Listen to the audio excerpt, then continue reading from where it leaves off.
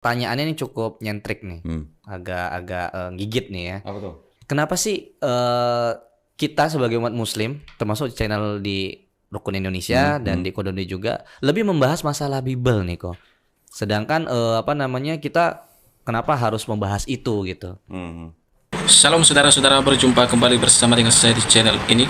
Bagaimana kabar kita semua? Kiranya kabar kita selalu baik-baik saja dan terus diberkati oleh Tuhan Yesus Kristus. Amin. Video kali ini kita akan menonton video cuplikan bagaimana umat sampai bertanya kenapa khususnya para ustadz-ustadz dan juga polemikus muslim lebih membahas tentang Alkitab. Dan mungkin bukan hanya orang ini, tetapi juga banyak juga dari saudara kita seberang yang bertanya tentang hal itu. Apakah Alkitab lebih menarik untuk dibahas sehingga mereka lebih memilih untuk membahas dan mempelajari Alkitab? Padahal kita tahu mereka, khususnya para mualaf, tidak lagi berada dalam agama Kristen, tetapi mereka berada dalam agama Islam. Nah, ini sesuatu hal yang perlu kita berpikir secara dalam-dalam. Kenapa bisa seperti itu? Saya mau katakan karena memang Alkitab sangat menarik untuk dibahas. Oleh karena itu, supaya kita tidak gagal paham, langsung kita tonton video cuplikan selengkapnya. Pertanyaannya ini cukup nyentrik nih, agak-agak gigit nih ya. Apa tuh? Kenapa sih kita sebagai umat Muslim, termasuk channel di Rukun Indonesia dan di Kodoni juga, lebih membahas masalah Bible nih kok. Sedangkan kita kenapa harus membahas itu gitu? Ada orang yang baca kitab aja belum tamat, belum bisa bahasa Arab, dakwah, ngajar, nggak boleh, nggak punya hak sama sekali dia untuk dakwah. Karena banyak yang tampil dai-dai yang nggak ngerti, dai karbitan, gitu. Dia nggak ngerti agama, ceramah. Ini ngerusak agama, orang-orang seperti ini, ngerusak agama. Nggak boleh dalam Islam. Orang yang berdakwah wajib dia menuntut ilmu. Nggak boleh dia berdakwah tanpa ilmu. Apalagi bekas pelawak, bekas penyanyi mau dakwah, nggak boleh. Belajar dulu. Bekas pendeta, mantan pendeta, wajib dia belajar agama, Al-Quran wa sunnah ala fahmi salaf. Sampai dia menguasai baru dia berdakwah. Nggak punya hak sama sekali berdakwah. Bapak Ibu, Don Ditan dianggap hebat, padahal tidak pernah membahas Al-Quran. Alkitab terus yang dibahas. Kalau tidak Injil Matius, Injil Markus. Kalau enggak Injil Lukas, kalau enggak Injil Yohanes. Ya. Kalau tidak lari ke Ulangan, kalau tidak lari ke Imamat. Hanya itu yang dia bisa. Sudah lama Don Ditan meninggalkan Kristus. Jadi mu'alaf. Saya belum pernah mendengar dia membaca Al-Quran. Dipanggil Ustadz. Al-Quran tidak bisa baca tapi bisa dipanggil Ustadz. Itu Don Ditan. Entah Ustadz dari mana, entah siapa yang memberikan gelar dia Ustadz. Itu Don Ditan. Ya. Langsung dipanggil Ustadz. Jangan-jangan dia Ustadznya Yesus. Hanya satu perbedaan Don Ditan setelah dia meninggalkan Yesus dan sebelum dia meninggalkan Yesus. Apa itu Bang Pendi? Sebelum dia meninggalkan Yesus, dia masuk gereja. Setelah dia meninggalkan Yesus, dia masuk masjid. Hanya itu perbedaannya. Kalau yang lain tidak ada perbedaan. Lalu perbedaan yang kedua, sebelum dia meninggalkan Yesus, dia tidak pernah membahas agama orang lain, tidak pernah dia membahas kitab orang lain. Begitu dia masuk agama Islam, jadi mu'alaf, dipanggil Ustadz, dia membahas Alkitab dan membahas agamanya yang lain. Nah, sebelum dia meninggalkan kekristenan, sebelum dia jadi mu'alaf, dia masuk gereja. Sering masuk gereja. Mendengar Alkitab, sesekali dia buka Alkitab. Tapi jarang membahas Alkitab. Don Ditan. Setelah dia meninggalkan Yesus, dia tidak pernah lagi masuk gereja. Dia masuk masjid. Di saat dia masuk masjid, tidak ada bedanya dia ketika dia masih berada di dalam gereja. Don Ditan. Di dalam gereja dia mendengarkan Alkitab dan membaca Alkitab. Di dalam masjid ketika dia mu'alaf, Don Ditan masih juga membuka Alkitab.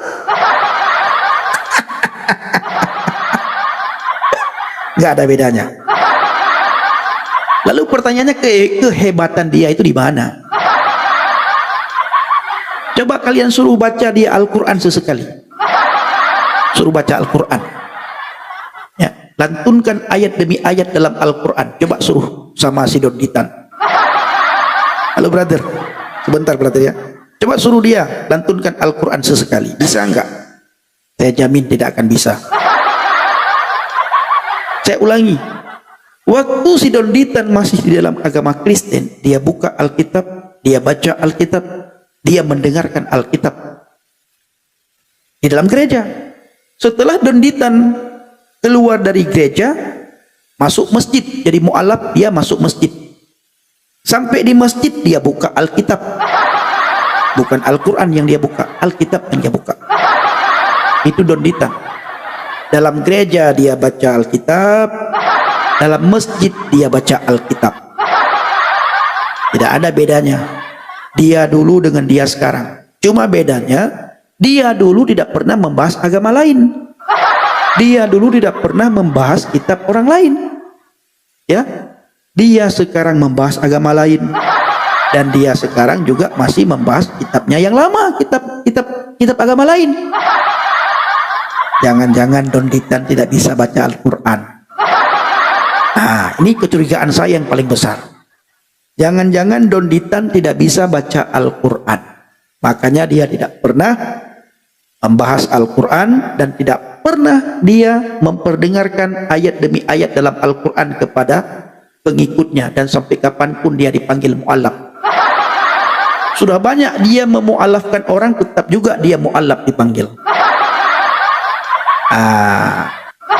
Oke brother, shalom brother.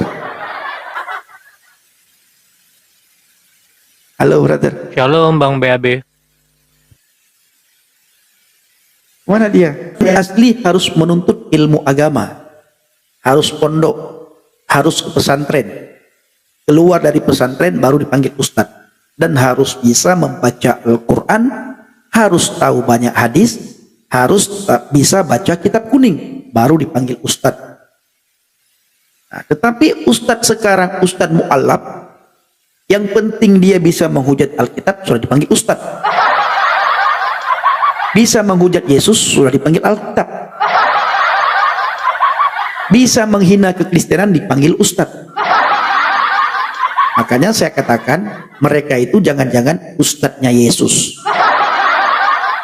Kami para murtadin, saya secara pribadi ya, sangat jarang saya membaca kitab saya yang lama. Apalagi membahas-bahas kitab saya yang lama. Sudah tidak ada waktu lagi bagi saya. Kalau mereka, supaya dianggap pinter, dianggap hebat, bahaslah Alkitab. Makanya tidak ada bedanya mereka masih berada di dalam agama Kristen dengan mereka sudah jadi mu'alaf, tetap juga Alkitab. Yang sangat lucunya Bapak Ibu, kenapa para pemuka agama, alim ulama, ustadz ustazah yang benar-benar ustadz ya, tidak pernah mengajari mereka cara membaca Al-Quran. Tidak mengantarkan mereka ke pondok pesantren supaya mereka hebat dan pinter-pinter. Supaya mereka benar-benar bisa menjadi kebanggaan umat Islam. Antar dia ke pondok pesantren, biar dia bisa membaca Al-Quran. Nah, sesekali perdengarkan kepada kami oten-oten. Bagaimana cara mu'allaf membaca Al-Quran. Bila perlu, buat musabaqah tilawatil Quran. Buat lomba membaca Al-Quran sesama mu'allaf. Biar kami oten-oten terkesima mendengar bacaan para ustadz mu'allaf. Ini nggak pernah kita lihat. Tidak pernah kita melihat para mu'allaf itu membaca Al-Quran. Apalagi si Julius HMC. Tiap hari membahas Alkitab. Mengorek-ngorek pendeta. Mengadu domba. Antara grup pendeta A, pendeta B, itu tugas si Julius HMC. Bisanya hanya Assalamualaikum. Bisanya cuma Al-Fatihah yang mereka bisa, Bapak Ibu. Mu'alaf itu saya melihat hanya Al-Fatihah yang mereka bisa. Surat Al-Ikhlas. Yang lain nggak bisa. Apalagi donditan. Assalamualaikum, lalu baca Al-Fatihah. Mungkin dia bisa baca surat Al-Ikhlas. Yang lain nggak bisa. Dianggap pinter, dianggap hebat. Mereka bahaslah Alkitab. Tiap saat bahas Alkitab. Dulu Bapak Ibu, waktu saya masih berada di dalam agama Islam, sebelum saya murtad, sebelum saya jadi oten, jarang sekali kita mendengar Alkitab di masjid. Jarang sekali kita mendengar Injil di masjid. Tidak pernah kita mendengar bacaan Injil Yohanes dalam masjid, bacaan Injil Matius, Injil Markus, Injil Lukas dalam masjid. Hari-hari ini mereka membahas Alkitab dalam masjid. Hampir setiap saat kita mendengar Injil dibahas di dalam masjid.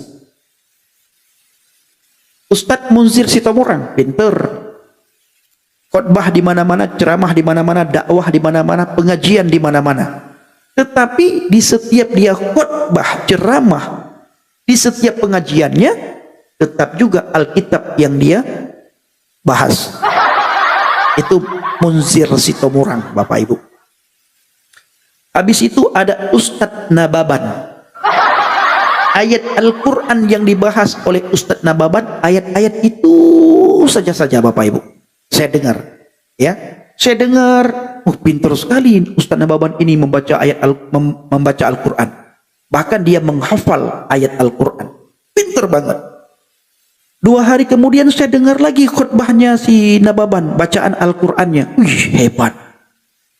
Minggu berikutnya saya dengar lagi Ustadz Nababan itu menghafal ayat Al-Quran demi ayat Al-Quran. Tepuk tangan saya, begitu hebatnya. Ternyata Bapak Ibu ketika saya cek ya, saya dengar, saya renungkan, ayat-ayat itu saja yang dihafal. Sudah bertahun-tahun jadi mu'alaf.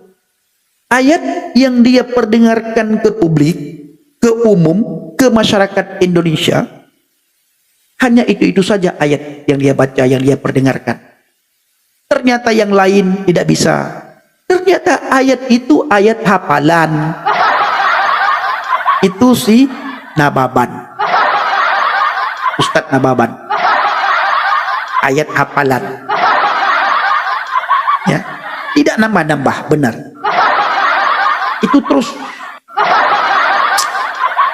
Hari ini dia baca ayat tersebut. Besok dia baca ayat itu lagi. Besoknya dia baca ayat itu lagi. Bulan berikutnya bertambah 1 ayat.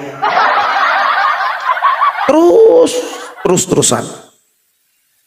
Tahun kemudian bertambah 3 ayat. Ternyata dihafal. Dihafal sedemikian bagus, sedemikian rupa, biar kita anggap hebat. Yang lain nggak bisa. Itu belum kita tanya artinya. Ustadz Nababan, apa artinya itu Ustadz Nababan? Nanti. Padahal nggak bisa. Nah itu dia. Bahasa Arab hafalan. Itu kalau kata Munzir Sitomorang begini katanya, bisa membaca, bisa ini, tetapi ditanya artinya tidak tahu. Jadilah keledai di Indonesia, katanya gitu. Kata itu Munzir Sitomorang sendiri yang bilang. Membaca iya bisa, tetapi tidak mengerti apa artinya. Makanya dikatakan itu adalah keledai gitu. Jadi kalian itu dikatakan keledai sama Munzir Sitomorang. Karena memang sama yang dikatakannya itu. Kalian boleh membacanya. Iya, Bang Pendi juga bisa nggak Bang Pendi baca bahasa Inggris? Bisa. Coba tanya artinya. Dia nggak ngerti. Nggak ngerti dia. Iya. Makanya jangan sampai jadi keledai-keledai. Kalian baca, kalian harus mengerti artinya. Coba. Tidak menghafal Al-Quran tapi tidak memahami Al-Quran. Senang mengulang berbahasa Arab tapi tidak mengerti bahasa Arab. Suka membaca Al-Quran tapi tidak memahami maknanya. Akhirnya apa? Menjadi keledai di Indonesia.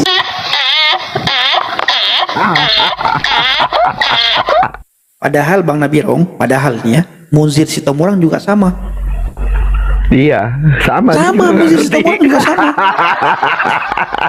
Makanya dibilang jadi keledai. Dia masalah pemimpin keledainya. Dia juga sama. Kembali ke Alkitab, orang buta menuntun orang buta. Pas Bapak Ibu. Iya, jatuhnya ke jurang. Bareng-bareng. Bareng-bareng jatuh ke jurang. Ini dia. Siapa lagi? Si Nora Aritonang.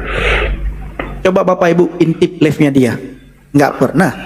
Paling-paling assalamualaikum. Udah sampai segitu selesai. aja. Baca satu ayat pendek. Udah selesai. Teriak. Itu gurunda yang kayak gitu selalu, Masya Allah. Nah. Itu gurunda yang kayak gitu. Saya bilang sama kawan-kawan ini, saya semakin orang menyebut nama Tuhan ketika berbicara, semakin tidak percaya. Semakin dia bersumpah, lebih-lebih lagi saya tidak percaya. Yes. Itu. Semakin dia bersumpah, semakin saya tidak percaya. Apalagi kalau sudah membawa-bawa nama Tuhan, itu sudahlah. Ini kata Munzir Sitomorang, Bapak Ibu. Hebat Munzir Sitomorang itu. Sebelum saya masuk menjadi oten, ada 3 mu'alaf yang membuat saya suka. Saya suka sekali kepada 3 mu'alaf. Yang pertama, Yahya Woloni. Saya suka sama Yahya Woloni dulu. Kenapa? Karena Yahya Woloni pintar sekali, dia membuat orang Aceh menangis. Yahya Woloni, ketika dia menceritakan bagaimana perjalanan dia, kronologi dia menjadi mu'alaf, dia ceritakan. Habis itu bagaimana cara dia menghina Alkitab, cara dia menghina Yesus, cara dia menghina pendeta, cara dia menghina orang Kristen. Ditambah lagi Yahya Woloni dulu suka menangis ketika dia menceritakan dia diusir. Lalu dia menceritakan dia pendetakan pendeta, apa namanya Bang ya? Mengangkat mentahbiskan pendeta. Dia kata dia jadi mentasbihkan pendeta. Itu Yahya Woloni. Membuat saya senang sekali. Habis itu mu'alaf yang kedua yang saya senang, Munzir Sitomorang. Suka sekali saya mendengar khotbah ceramah-ceramah dia. Setiap hari dia membahas Alkitab di masjid, di pengajian-pengajian. Si Munzir Sitomorang itu sering dipanggil di kalangan mama-mama, bapak-bapak. Munzir Sitomorang, ya, suka sekali dia bahas Alkitab. Tiap saat dia bahas Alkitab. Yang ketiga mu'alaf yang paling saya suka itu adalah si Ustadz Nababan. Karena bagi saya Ustadz Nababan ini pintar sekali. 3 Ustadz ini yang pintar membaca Al-Quran bagi saya dulu itu Ustadz Nababan. Ternyata itu terus yang dihafal. Ketika saya periksa, saya selidiki, saya renungkan, hebat Bapak ini. Ternyata itu terus yang dia baca Bapak.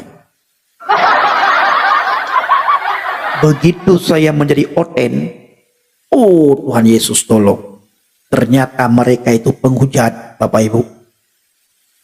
Ayat Alkitab ditafsirkan menurut pikirannya, menurut udelnya. Setelah saya jadi oten, luar biasa Tuhan Yesus. Baik, minta ampun. Tidak ada Tuhan selain Tuhan Yesus. Tidak ada juru selamat selain Tuhan Yesus. Ya, mau selamat ikut Yesus.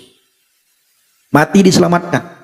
Kalau tidak, kalau mau disembahyang, kalau mati disembahyangkan ya jangan ikut Yesus. Bapak Ibu, pilih mati diselamatkan atau pilih mati disembahyangkan. Pilihan ada di tangan saudara. Ya, pilih mati diselamatkan atau pilih mati disembahyangkan. Ini dia, ya. Saudara, itulah dia video cuplikan yang baru saja kita tonton tadi videonya. Bagaimana kita sudah mendengar para mualaf yang sekarang sudah menjadi ustadz seperti yang sudah disebutkan tadi, seperti Ustadz Doditan, Munzir Sitomorang, dan Ustadz Nababan. dan ada lagi beberapa orang lagi. Mereka tidak lagi beragama Kristen, tetapi mereka sudah beragama Islam. Tetapi yang paling sering mereka bahas adalah Alkitab, yang mana Alkitab adalah kepercayaan orang Kristen khususnya. Tetapi mereka malah sibuk membahas Alkitab. Bukankah seharusnya mereka lebih banyak membahas dan bahkan mempelajari Al-Quran? Itu sebabnya sebagai umat kita harus cerdas dalam berpikir, menilai segala sesuatu. Kita tentunya tahu apa maksud mereka membahas Alkitab. Ya, tentunya adalah untuk mempelintirkan ayat-ayat Alkitab. Nah, bahkan kita juga tahu bahwa cerita tentang Alkitab adalah cerita yang sangat menarik. Bagaimana di situ diceritakan tentang kebesaran Tuhan, diceritakan tentang kasih Tuhan, diceritakan tentang perjalanan kehidupan Yesus sepanjang dia ada di dunia lebih dari 2000 tahun yang lalu. Ini adalah kisah yang menarik. Itu sebabnya mereka tidak melupakan kisah Alkitab ini. Ya, saudara-saudara, benarlah apa yang disampaikan oleh Rasul Paulus, bahwa memang ada orang menceritakan Injil dengan maksud yang palsu, tetapi ada orang menceritakannya dengan maksud yang murni. Siapapun kita, apapun agama, apapun suku dan ras kita, mari kita pastikan kita adalah orang-orang yang menyampaikan isi Alkitab, menyampaikan kebenaran firman Tuhan, menceritakan Yesus hanya dengan tujuan, yaitu maksud yang murni, karena Tuhan adalah hakim yang adil, dan suatu saat dia akan datang menghakimi semua orang-orang. Pastikan kita ada di pihak kebenaran. Saudara, sekali lagi saya katakan, Yesus bukan agama, tetapi dia adalah pribadi yang mampu menyelamatkan kita dari murka yang akan datang. Tuhan memberkati kita. Shalom.